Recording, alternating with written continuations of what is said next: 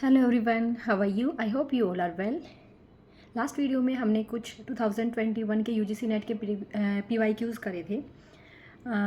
आज हम उसी सीरीज़ को अपना कंटिन्यू करते हैं। आपको एक सामने क्वेश्चन दिख रहा होगा स्क्रीन पे।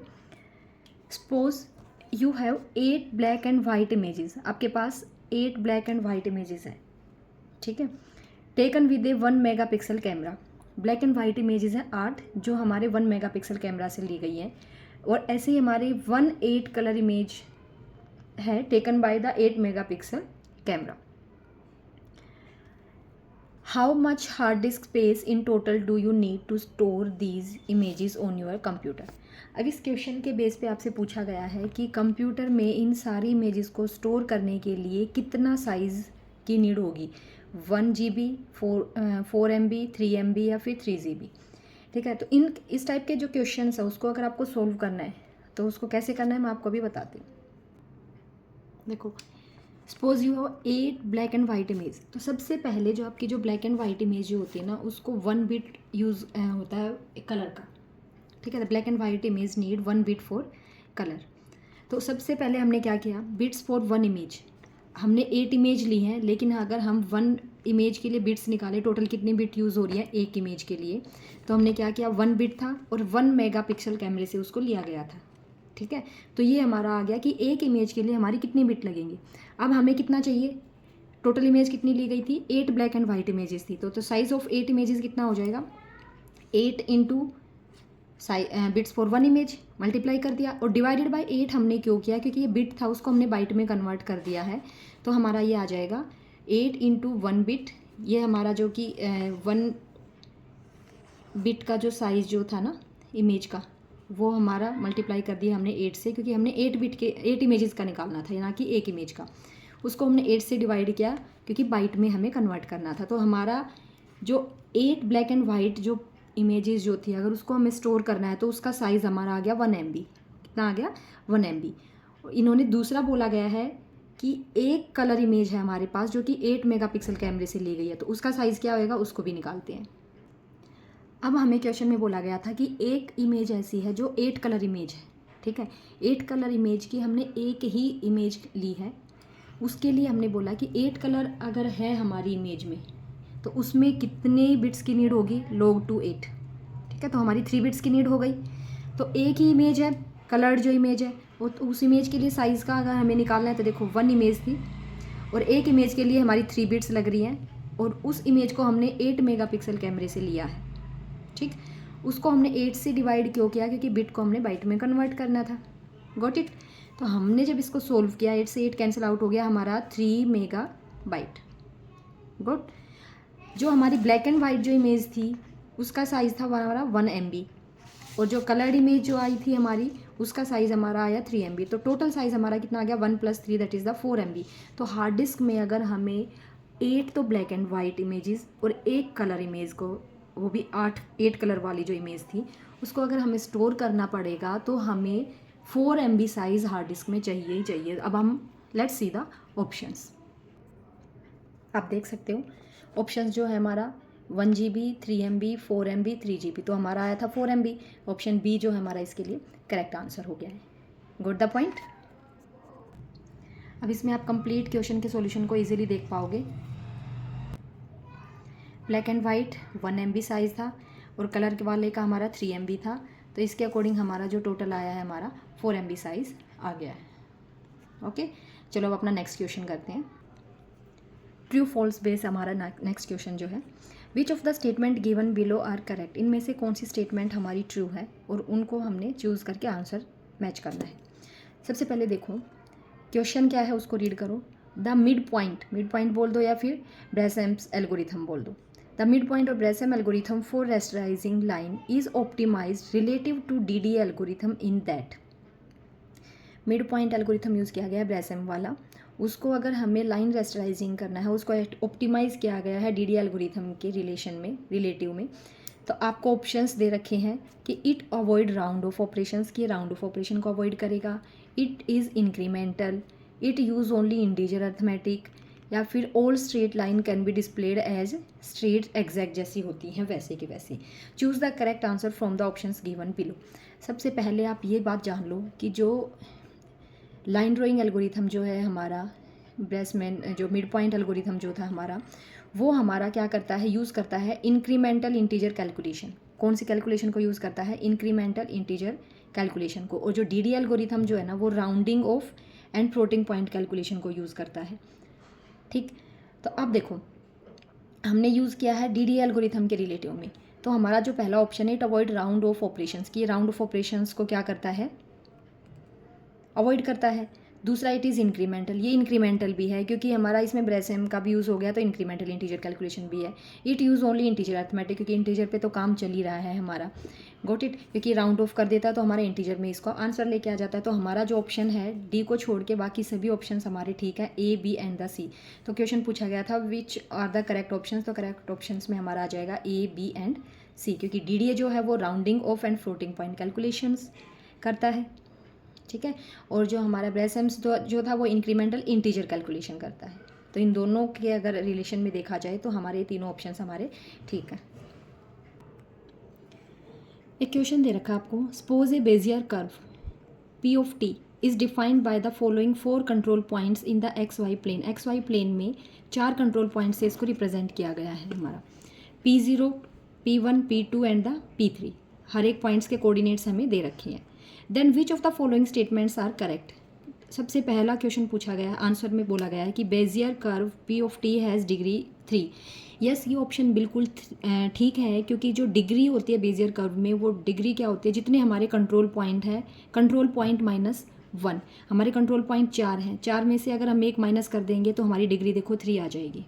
ठीक है, तो अगर पहला ऑप्शन हमारा बिल्कुल ठीक है, क्योंकि अगर आपको पता हो बेजियर कर्व जो होता है उसमें अगर हमें डिग्री निकालनी है, बेजियर कर्व में डिग्री जो होती है कंट्रोल पॉइंट माइनस 1 होती है। तो कंट्रोल पॉइंट हमारे 4 है, 4 में से 1 माइनस किया तो हमारी डिग्री आ गई 3। ये ऑप्शन हमारा बिल्कुल ठीक है। नेक्स्ट है P ऑफ 1/2 इक्वल टू 0, 3, ये हमें निकालना पड़ेगा। नेक्स्ट क्वेश्चन, नेक्स्ट पॉइंट को और देखते हैं हम।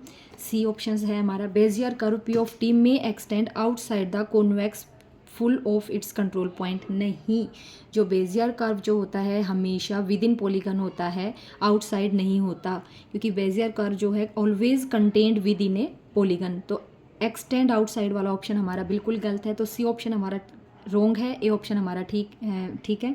बी वाले को अब हम चेक करते हैं कि बी को कैसे चेक करना है। अब देखो जो क्वेश्चंस था, हमने पॉइंट्स दे रखे थे हमारे एक्स वाई प्लेन्स में, control point P0, P1, P2 and the P3। हमें निकालना है कि P ऑफ 1/2 इक्वल टू 0 और 3, एक्स कोऑर्डिनेट 0 आएगा, वाई कोऑर्डिनेट 3 आएगा, इसकी वैल्यू हमें निकालनी है। तो इसको हम कैसे करेंगे, सबसे पहले आपको पता होना चाहिए कि जो हमारा जो पैरामेट्रिक इक्वेशन जो होती है डिग्री 3 बेजियर कर्व की, वो क्या होती है। अगर आपको पैरामेट्रिक इक्वेशन याद है तो ये क्वेश्चन आपको इजीली सोल्व हो जाएगा, और इन क्वेश्चंस की अगर आप प्रैक्टिस करोगे तो आपको इजी गोइंग कर दोगे इनको। देखो P ऑफ T डिग्री 3 है हमारी, डिग्री 3 के अकॉर्डिंग हमने क्या किया, P of 0 1 minus T power 3 plus P of 1 3t into 1 minus T square. यहाँ पे पावर बढ़ती जाएगी, यहाँ पे कम होती चली जाती है। P2 3t square 1 minus T, last में P3 इंटू टी क्यूब। ये हमारी एक इक्वेशन है।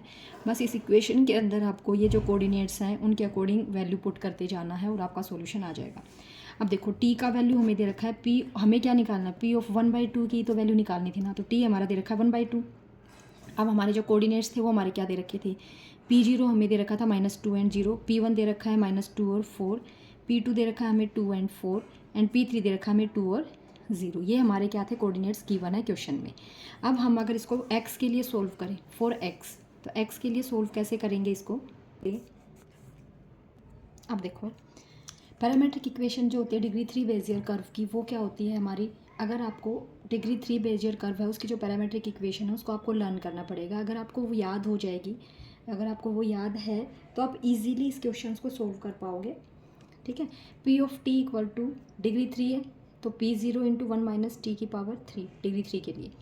फिर यहाँ पे T की 1 माइनस टी की पावर कम होती जाएगी और यहाँ पे पावर, यहाँ पे T ऐड ऑन होता जाएगा, मल्टीप्लाई होता जाएगा। जैसे P1 into 3t 1 minus T raise to power 2 plus P of P2 into 3t square into 1 minus T, और लास्ट में आएगा P3 इंटू टी क्यूब। ये हमारी पैरामेट्रिक इक्वेशन है डिग्री 3 बेजियर कर्व की।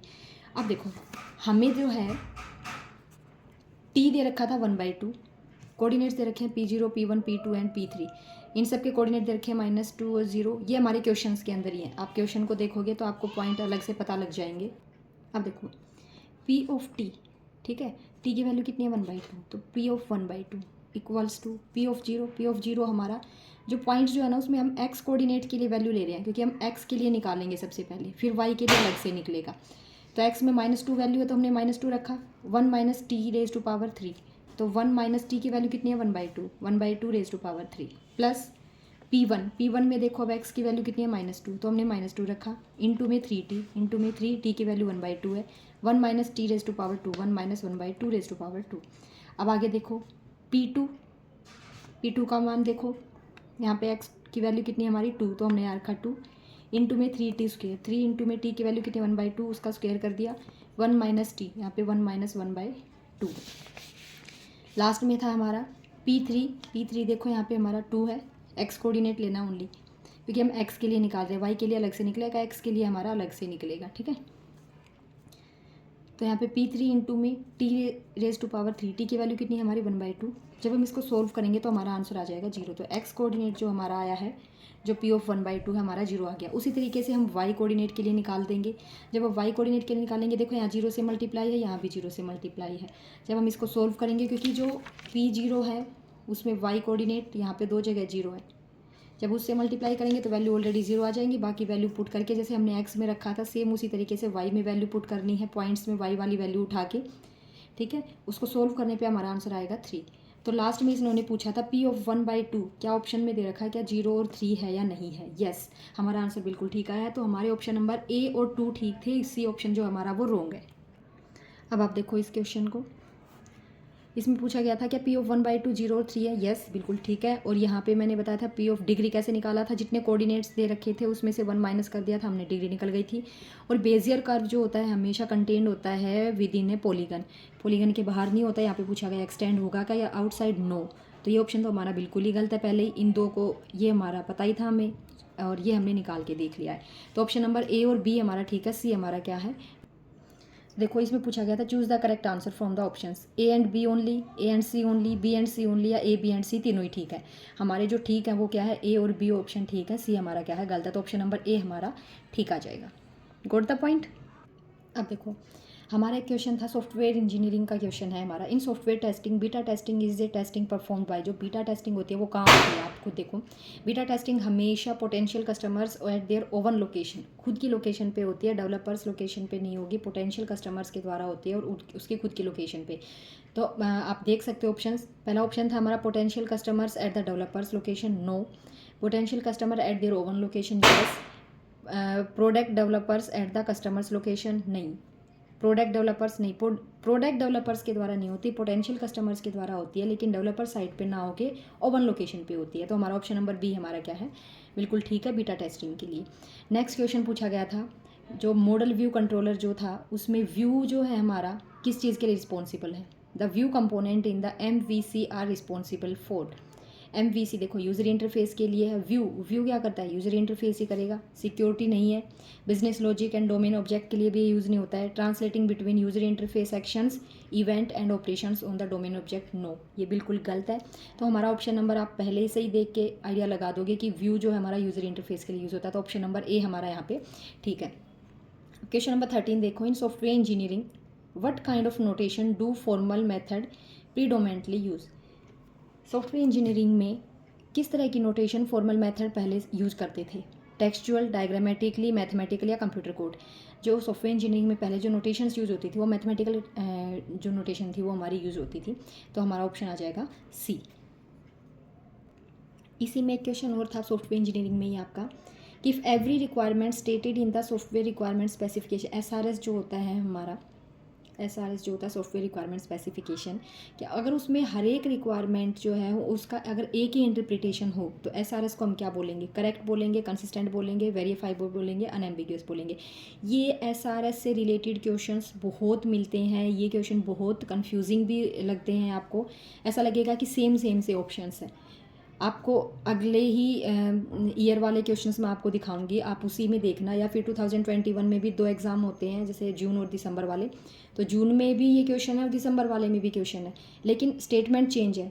बच्चे सोचते हैं कि सेम स्टेटमेंट है, तो किसी में कंसिस्टेंट आंसर मिलेगा, किसी का एनएमएग्यूएस। यहाँ पे स्टेटमेंट को रीड करना ढंग से, कि जो एसआरएस में अगर ओनली वन इंटरप्रिटेशन है, अगर वन इंटरप्रिटेशन होगा तो वो हमारा अनएम्बिग्यूअस होगा। क्या होगा? अनएम्बिग्यूअस। तो यहाँ पे ऑप्शन हमारा आ जाएगा सी।